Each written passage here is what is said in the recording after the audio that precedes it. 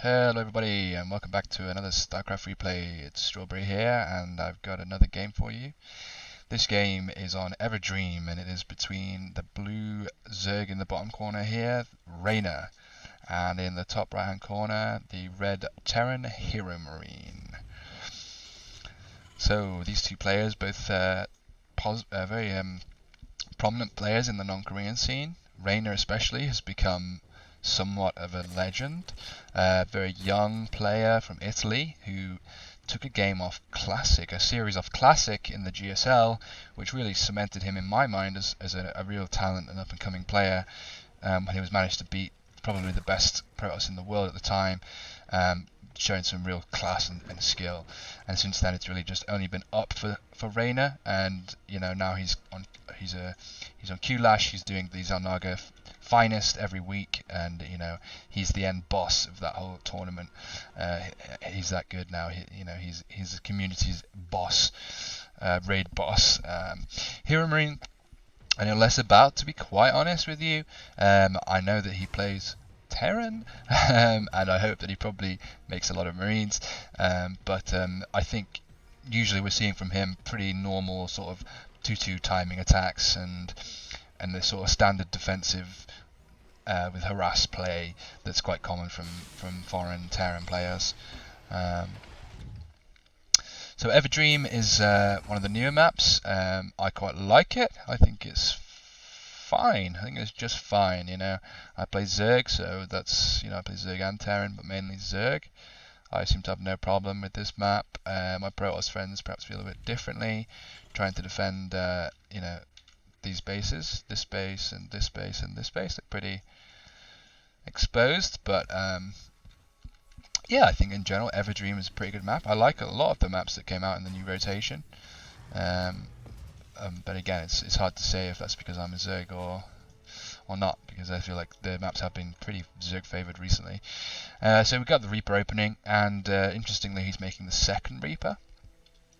So this slightly delays your factory, but when you have Hellions you then have 2 grenades, which is the crucial factor.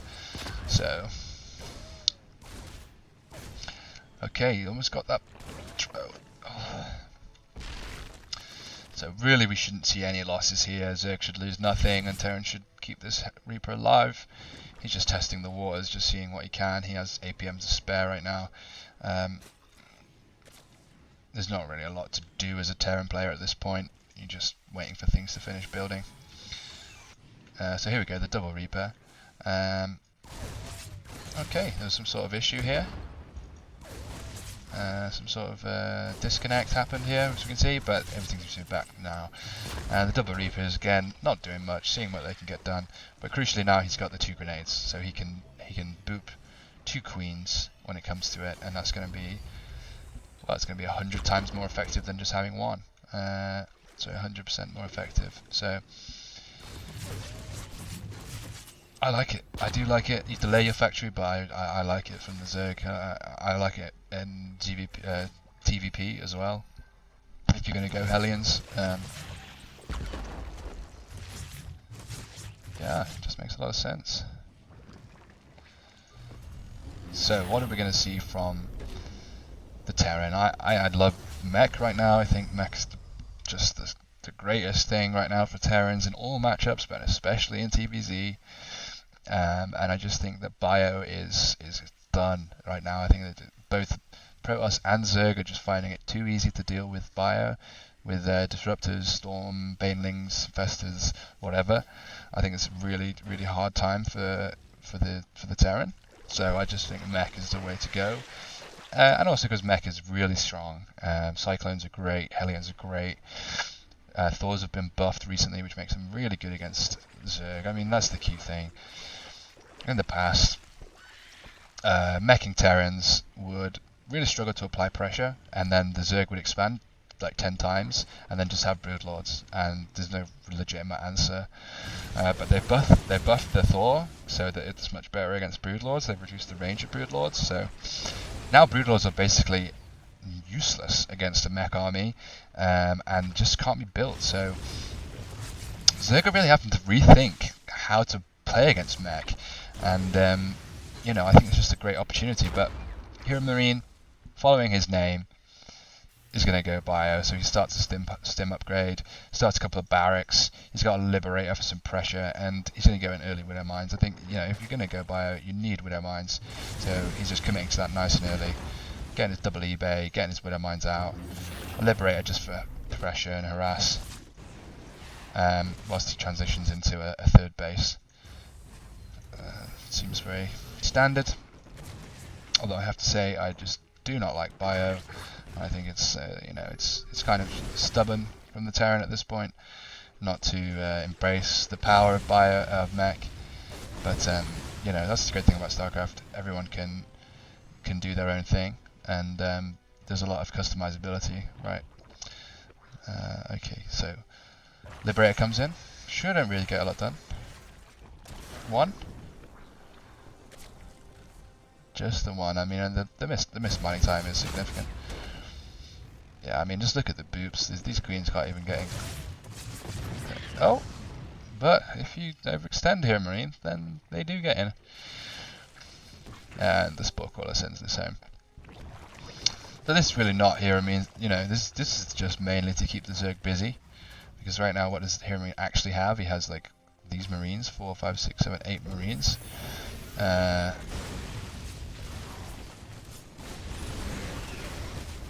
It's a lovely little corner he's got himself in there. It's really difficult for the Zerg to engage, but if it gets in, then you know, you lose all of this force. It really doesn't seem worthwhile for the Terran. I mean, what did you kill? Some Zerglings. What did you lose? Not only did you lose this money that you've invested, you've lost the map presence. You've lost the ability to keep clear these channels to navigate if there's any, to check if there's any Zergling run bys, or to just keep the Zerg at home. You know, now the Zerg just goes 4th base, Spire, more queens, more upgrades, you know, just does whatever he wants. You just give him a pass to sit back. And I mean, it's worked slightly to Heromarines' advantage, because I think Reynor kind of got a bit sleepy there. He didn't actually build the appropriate amount of defense to defend that push. But ultimately, Reynor's got to be feeling great, just absolutely great. There's no pressure on him, really. There's no threat of anything, really, and he's got his muters coming out. I mean, Mutaling Bane is still fantastic composition, just as it was at the start of the game. Muters really coming back into fashion now. I'm not really sure why. I think it's just a meta game thing. When they buffed the Hydras and they made all the changes to Hydras, people were really stoked about Hydras, but now people are remembering how good muters are, and I guess the new map pool is pretty big, and there's a lot of play for flying units. So here we go, the two-pronged push. We got one on the top side and a drop in the bot side. This top side is going to get completely destroyed, and the muters are just going to shut this down. It's going to say, nope, you ain't going to pick up, you ain't going to get out. However, he actually does pick up and get out, which is quite impressive. The Lings in the base just cover this drop. And he's working on some creep out in the middle, which is really nice to see. We've got a single Thor in production. I predict this will be just for defensive purposes, and he'll just keep that around the base. But you know, he changed the reactor. Did he do that just to get the Thor? This just doesn't seem right to me. You know, Widow Mines are great against muters. If you just but he needs to get the tech lab upgrade, of course.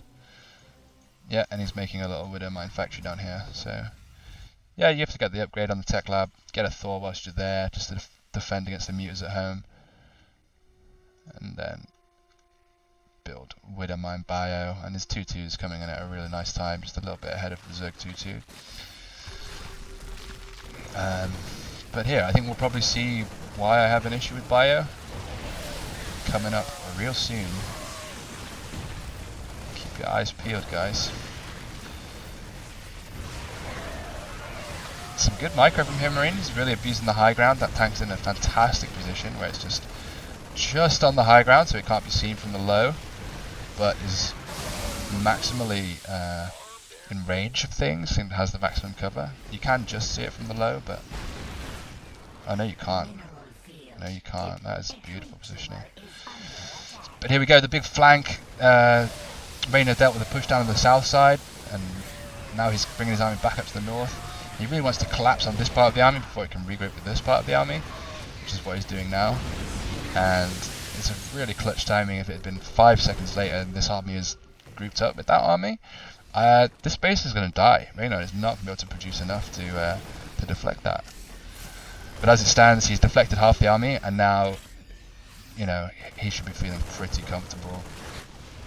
The mutas are going across the map to do some harass and to make things count. Splitting up a single muta there just to deflect the Widowmine. And then, yep, comes back, crushes. I mean, Thor Widowmine Marine. Is this a thing? Is this how the game works now? I don't understand. I don't understand why Terrans are going bio. I don't understand why they're building random Thors. But, you know, they're the pros. I'm not a pro. I'm sure there's plenty of good reasons behind it. So, where do we stand? That 2-2 attack was supposed to do a lot more. Heromarine probably hoping to kill this base. Probably in 90% of his games on the ladder, he kills this base with that attack. But Reynor too good. You know, he got that early advantage by killing these units here. And just, you know, this is the key reason why I think bio is no good. Because of the Baneling. The Banelings are just so easy to produce. They're cheap, they're supply efficient. You can get literally 100 of them, more than 100. And all of these units, you know, except the Thors, die to Banelings in seconds. So, you know, there's going to be some changes to the Baneling, but I just think that we're probably ultimately going to see Terran moving towards Mech more often. But the mutas just being annoying, taking out a gas, taking out a sensor tower, easily pushed out. I mean, what's Reynor doing? He's getting his hive now. He's got his infestation pit, he's got his hive, so he's going to be looking to go up to that tier 3 tech, probably Ultralisks, you'd imagine. And the Terran just doesn't seem to have a plan at all. His plan is to get 3-3 and get a random amount of bio and Thors and just see what can be done. It seems kind of haphazard to me. It seems kind of ill thought out. I guess it makes sense. You know, he does technically have good units against Mutiling Bane, but I'm just not sure. Like, it just seems confused to me. I don't know why you want to build Thors and Marines. Like, there's not even that many mutas, right? 14 mutas. Like, Marines are good against mutas. Yeah, you don't need the extra help against killing the mutas. What you really need help against is surviving the Banelings, which, you know, siege tanks, Widowmine's way better. So I just don't understand, really. I just don't think it's a good play. Just look at these Banelings. It's like, I play Zerg, but this is just obnoxious. Look at this. He's got no hope. Lovely drop in the back here. It's got loads of workers at the same time. It's beautiful, just splitting Reynor's attention at a crucial moment. There's something over here in the nat as well. We got the mutas doing devastating moves over here as well. Only killing 3 workers actually, not that devastating. But there's just no way. There's just no way for a Terran to actually attack a Zerg once they've got this many bases. They've got their, you know, 2-2 upgrades for their lings. All they have to do is hold Z and make some Banelings every now and then, and it just seems too easy. It seems too easy for the Zerg player. I just don't know. This is a message going out to all Terran players. Please go Mech every game against Zerg, and believe it or not, against Protoss as well. It's great against Protoss. TY showed that in the GSL. Mech against Protoss is the new meta, and I hope Terrans give up on their stubbornness. They just love these shooty boys, man. They just love these shooty boys with shields. But guess what? They ain't any good. They're really not good. And yeah, I just honestly feel like this game is over. It's not literally over, but Reynor just feels so far ahead right now.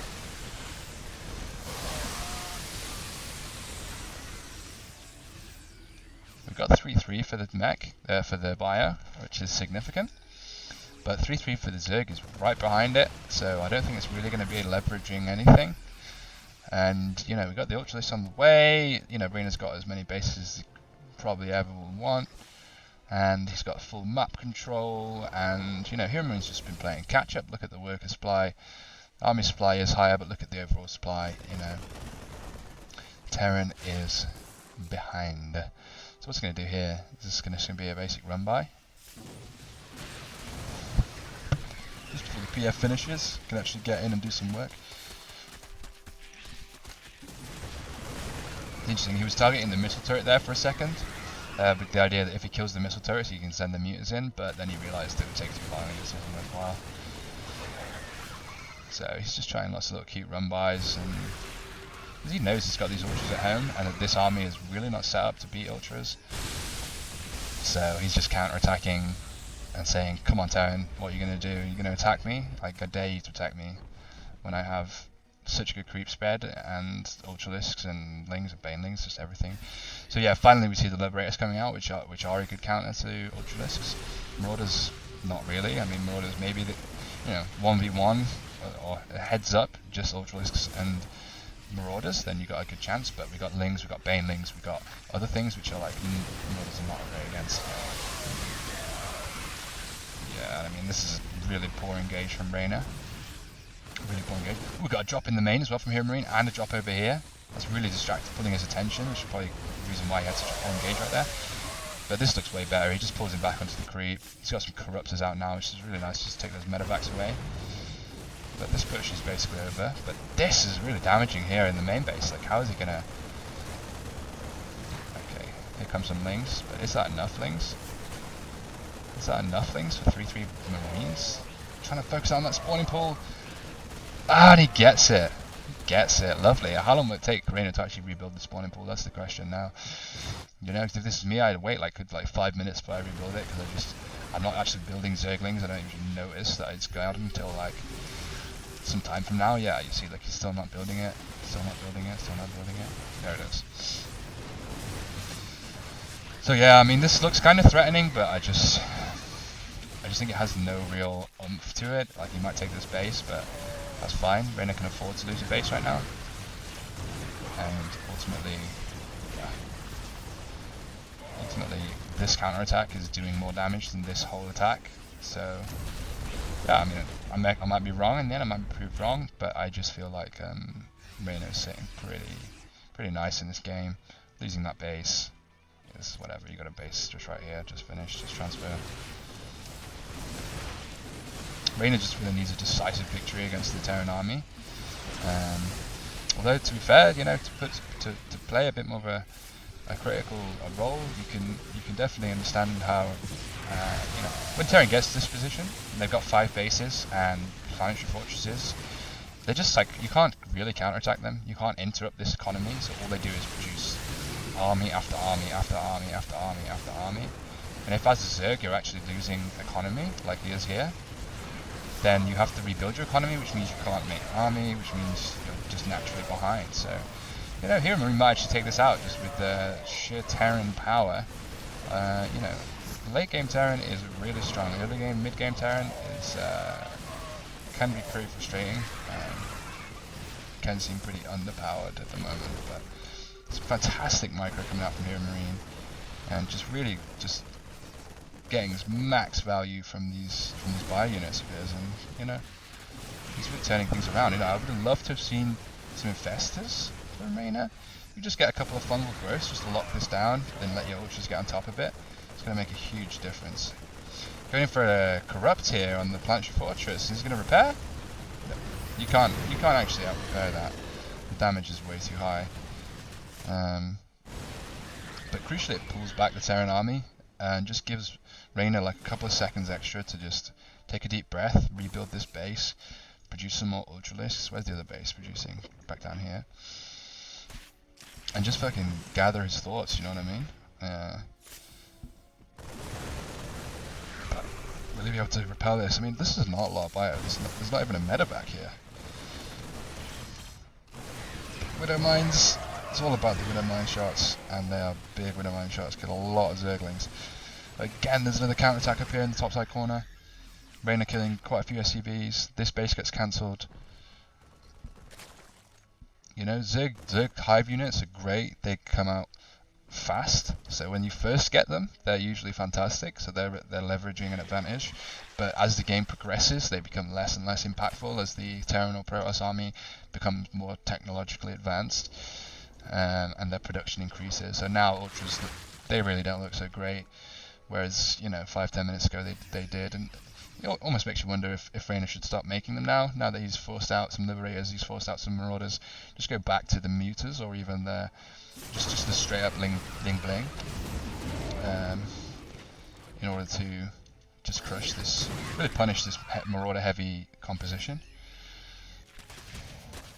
Nice little counter attack here. Killed that Planche Fortress before and he replaced it with an orbital command, so this is actually a legitimate place to harass now for the Zerg. Also here, this is obviously untouchable. But you know, Reynor doing a really great job of keeping himself in the game by these counter attacks. You know, I think he probably would have crumbled to some of those attacks had he not got that counter pressure and not pulled back some of the Terran units and done some economic damage to slow the production. Oh, big Baneling flank! Big Baneling flank makes a big difference. That's super cost efficient. Super cost efficient for the Zerg. I mean, you know, my big long speech about how bio's crap and you've seen it do a lot of work. Yeah, if you're a pro player and you've got this kind of micro, it can look great. But like if you're in my league, that happens almost every time. You just miss micro and you lose a lot of bio. But here we go, coming in attack. Is this too deep? This looks too deep. This looks much too deep. He's really dived in, trying to get towards the base area, and that's just allowed everything to go on top of him. And it's quite a misplay. Like here and there, he's lost two big chunks of army for really not a lot return. Nice, picks up, snipes the base, picks up. Reynor back in here again. You know, this must be the Terran player. You know, the Terran faction that live here must know this is like one of the most dangerous places to work in the entire universe. Where like there's been like 7 Zergling raids in the last year. You know, you get paid like time and times 5. You know, for working here. Here as well is also being designated as a Zerg danger zone. But this base is done, right? This base must be done. It's just not enough units there from Reynor. But here we go with reinforcements. But look at that. The story's been told and lost 11 workers there. 58 to 42, and really that favours the Terran. They've got mules. Their units generally cost less. They need less money to actually produce an effective army. So this game has really swung. You know, Terran hit that sweet spot of like 5 bases and just mass producing bio and with some good micro and multi-pronged harass has really leveraged it and made it work. And you know, hats off to Heromarine. He's really showing why he's called what he is.